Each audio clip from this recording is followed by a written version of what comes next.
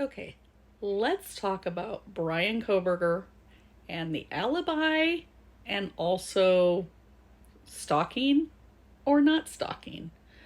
Lots to dig into with this. As you know, yesterday, Ann Taylor filed his notice of alibi, and it, in my opinion, wasn't really an alibi. He was out driving. Sometimes he likes to hike, sometimes he likes to take pictures of stars. She says that they will have an expert witness who will testify that his phone pings put him nowhere east of Pullman, not near Moscow. Which is kind of interesting because how are there going to be phone pings if it had already been determined and listed in the probable cause affidavit that his phone was either out of range, in airline mode, or off? So that's kind of interesting. So let's read this alibi document. So it states, come now, Brian Kohberger, by and through his attorney of record, Ann C. Taylor, public defender, and hereby files a supplemental response to the demand for alibi in compliance with Idaho Code 19-519 and Idaho Criminal Rule 12.1. Mr. Kohberger moved to Pullman, Washington in June of 2022. As an avid runner and hiker, he explored many areas of the Palouse. Of note, he explored Wawaii Park in July of 2022, and this became his favorite location. After the school year began, Mr. Kohberger was busy with classes and work at Washington State University, and his running and hiking decreased but did not stop. Instead, his nighttime drives increased. This is supported by data from Mr. Kohberger's phone showing him in the countryside late at night and or in the early morning on several occasions. The phone data includes numerous photographs taken on several different late evenings and early mornings, including in November, depicting the night sky. Mr. Kohberger was out driving in the early morning hours of November 13th, 2022, as he often did to hike and run and or see the moon and stars. He drove throughout the area south of Pullman, Washington, west of Moscow, Idaho, including Wawaii Park. Then it says partial corroboration. Mr. Kohberger intends to offer testimony of Cy-Ray, CSLI expert, cell tower, cell phone, and other radio frequency curricula vitae is attached to show that Brian Kohberger's mobile device was south of Pullman, Washington, and west of Moscow, Idaho on November 13th, 2022, and that Brian Kohberger's mobile device did not travel east on the Moscow-Pullman highway in the early morning hours of November 13th, and thus could not be the vehicle captured on video along the Moscow-Pullman highway near Floyd's cannabis shop. Additional information as to Mr. Kohberger's whereabouts as the early morning hours progressed, including additional analysis by Mr. Ray, will be provided once the state provides discovery requested, and now subject to an upcoming motion to compel. If not disclosed, Mr. Ray's testimony will also reveal that critical exculpatory evidence, further corroborating Mr. Kohberger's alibi, was either not preserved or has been withheld. So interesting. They're saying he was driving south and west and went down to Wawaii Park. And actually, she's saying he was driving throughout, including the park. Except the only problem is that park is a park that locks at night. It is closed from dusk until 7 a.m. As soon as I heard that that park was mentioned, I was like, I know that park. I've been there. I've camped there. It definitely is locked at night. So there was no way he was driving through that park. And the only thing he could have been doing if he was really at that park was parked out on the roadway and then walked in, like climbed over the fence and walked in. So I guess if he was trespassing and walking around there at 4 a.m. But here's the other thing. The weather was not conducive for looking at stars or even hiking. So this was the weather for Pullman on Sunday, November 13th, 2022 from 6 a.m. or like from 12 a.m. to 6 a.m. So the time frame when he was supposedly driving around and or hiking and or stargazing.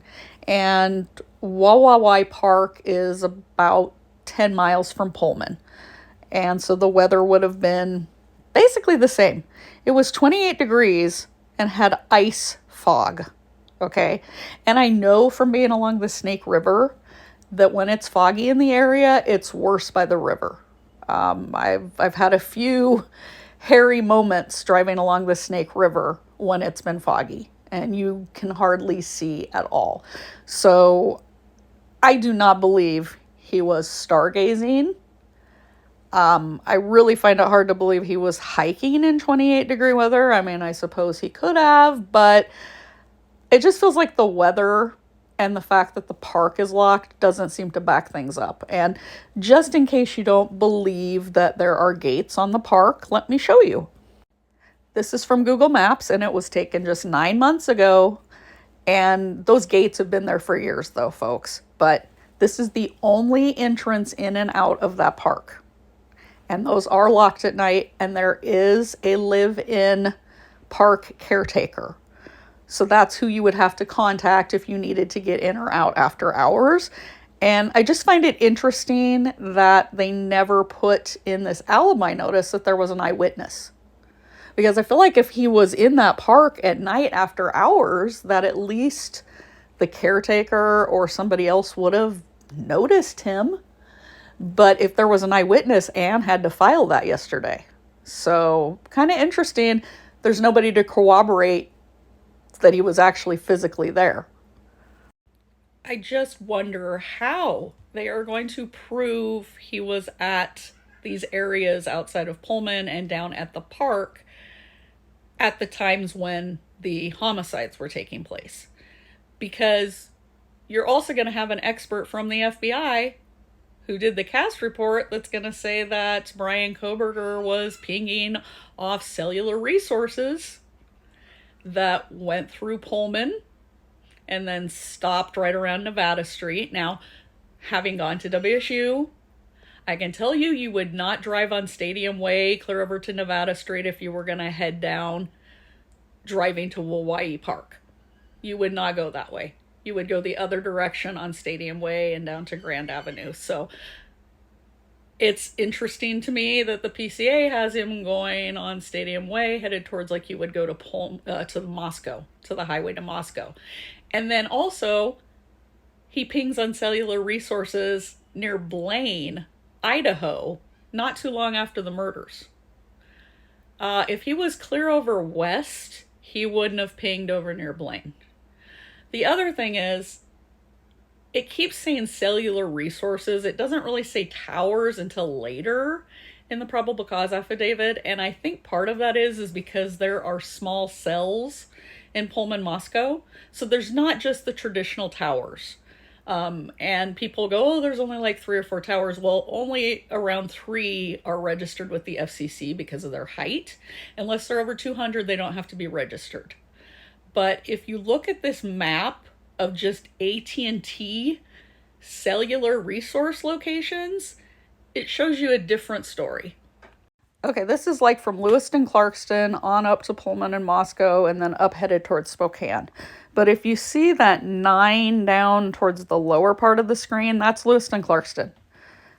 There's 9 AT&T cellular resources there, whether those are towers or small cells. And if you head up, there's 1 on the way up to Pullman, Moscow. That's the Johnson Tower. And then you'll see there's 9 resources in Moscow and 5 in Pullman. Okay, these are all just AT&T. These aren't even Sprint, Verizon, T-Mobile. This is just AT&T. And what the small cells are, or microcells, they're like a cell tower, but they're on a street lamp, or they're on a building. So they're not your traditional tower. And whereas a tower can go up to like 20 to 30 miles, these small cells can go up to 2 to 3 miles. A lot of them are around a mile in coverage. So if Brian Kohberger was pinging off any of these small cells, they're going to be able to narrow down to almost a precise spot. If he pinged off of a small cell on a building on campus, that's going to put him pretty darn close to where that building is. But also, if he's pinging off the towers that have a wider range, they're going to triangulate. So I really feel like the FBI cast agent is going to put him to within at least 500 yards, maybe less, of where he actually was. So it's going to be interesting to see. And then I'll also show you cell coverage for out near Hawaii Park. So what I have circled on there is where the park is. And this area in blue is AT&T coverage. And Bryan Kohberger, per the probable cause, has AT&T. So if they try to say that his phone wasn't pinging because he didn't have coverage, there's coverage out that way. It can get spotty, but there's coverage. Also, that little green spot is listed as a partner coverage. So that means it's another cell system that AT&T uses for a partner and doesn't charge you like out of network, even though it's out of network. I haven't looked that one up yet, but I bet it's going to be probably like Inland Cellular or one of the local companies. And that makes it so that the people at the park doing recreation have better cell service. But they're saying that either his phone was in airplane mode, out of range, or off. And I find it hard to believe that even if he went to Moscow and was at King Road, that his phone was out of range. I have driven all through that area. I don't lose coverage very often. I am extremely skeptical of this alibi. Like I pointed out, there's no eyewitnesses listed in it. They're just going to try to prove by cell phone pings. And that curious route that's listed in the probable cause affidavit after leaving 1122 King Road could have easily been him driving a longabout way and heading over past Uniontown, past Colton to Hawaii Park, and then up Hawaii Road and back towards Pullman. That would have fit in with that hour-long drive that it's listed as him taking after the murders. So, do I think he was at the park? I think there's a darn good possibility he went to that park. And I think he parked, climbed over the fence, went in, and either cleaned up there in the park bathroom or ditched the knife in the Snake River there.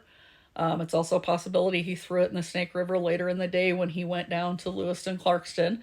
But do I think it's a lie he was at the park? No, I think he probably went there, but I think he went there after the crime. I think you're still going to be hard-pressed to prove he was elsewhere. And the prosecution is going to have to prove he was at 1122 King. But I don't think this alibi proves that he wasn't at 1122 King. Now, of course, what this does is plant seeds of doubt into potential jurors' minds. Beyond a reasonable doubt, remember, is the expectation. So Anne's doing a good job with this little non-alibi, as I call it, by planting seeds of doubt, because I'm already seeing people going, oh, he couldn't have done the murders because he was elsewhere. He was at this park. He was driving around. But actually, this doesn't prove it. Now, she is saying that her expert is going to prove these pings put him elsewhere. But is he? She's also alluding again to exculpatory coverage being withheld. And if that's the case, why, when she filed the motion to dismiss over prosecutorial misconduct, was it not dismissed? The judge looked at that twice because she asked him twice to look at that. And both times he said everything was within the law. Makes you wonder. It's going to be interesting to see if she files a Brady complaint. Because if she's really trying to claim they withheld exculpatory evidence or got rid of evidence because she's saying, oh, they didn't preserve, that's a big deal. That's a Brady violation. And that means this whole indictment can get thrown out. And I just find it hard to believe that that's the case. Because again, the judge looked at it twice. She filed the motion to dismiss. He denied it. She asked him to reconsider it. He reconsidered and denied it. He found no prosecutorial misconduct or that anything exculpatory was withheld. I think this evidence that she's still waiting on is the final draft of the cast report.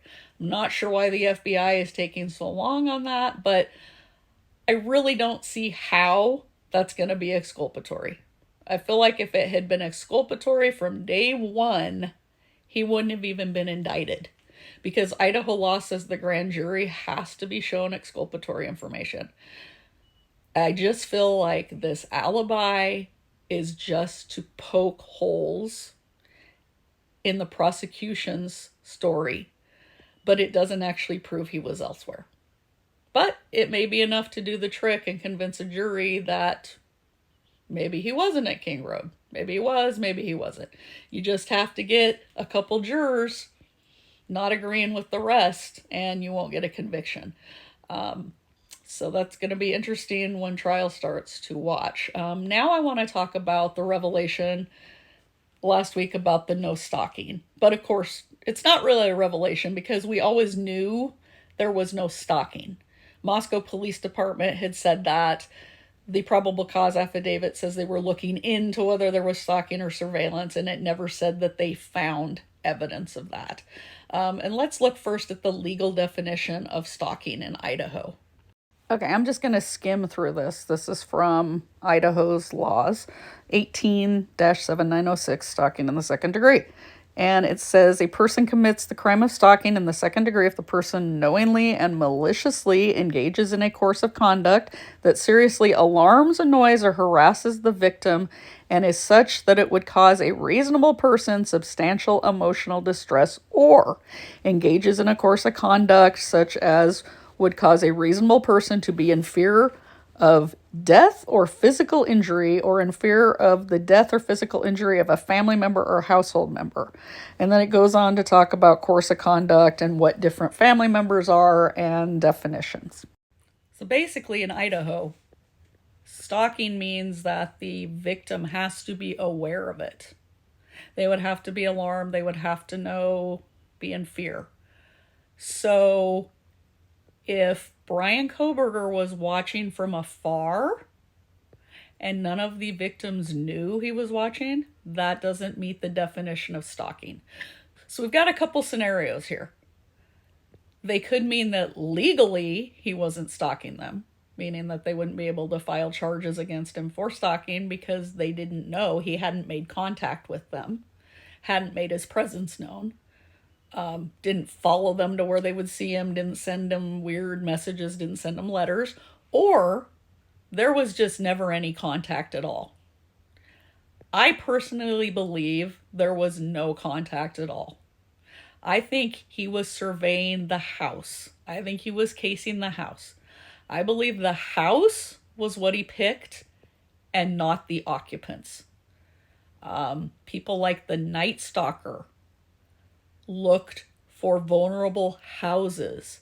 He would strike during the rolling blackouts when he knew people would have windows open or doors open with just their screen door. He'd also look for houses that had sliding doors. He did not care who was inside of them. The victim was random. The house was what he looked for. I think it's the same thing with King Road. There was 2 sliding doors, one on the second floor, one on the third floor. Sliding doors, even locked, very easy to open if you don't have a dowel in them. There was a tree line in the backyard, which made it hard for people to see into the backyard at night. The apartment complex next door didn't have windows on the end of the buildings. The windows were on the fronts and backs, so unless somebody's craning their neck out or looking around real weird from their deck, they're not going to see somebody sneaking into the back of that house. I believe that those 12 pings when he was over there in Moscow were him casing the neighborhood and the house. I think that the fact that it was attractive college students that lived there was just the cherry on top, but I don't think he was stalking any of them. I think he was surveying the house. Now, that's just my feeling. That's speculation based on what's in the probable cause affidavit. But there have been several killers over time that used opportunity with a house. Ted Bundy with the Chi Omega sorority had a broken lock on the back door. There was a teenager with the last name of Marsh in California that went looking for open or unlocked doors. He said he didn't care who the victims were, he just wanted an easy house to get into so that he could kill. Also, I'm hearing a lot of people say, well, if he wasn't stalking, there goes motive. You don't need motive to prove guilt. A lot of times there's not a motive. Now, sure, there's some murders where somebody felt slighted by somebody else. They were angry because somebody did something to their family. They went and killed. But many times, especially with serial killers or serial killers in the making, there's no motive. They just have an urge to kill. And they admit that. They just want to kill. So they go kill.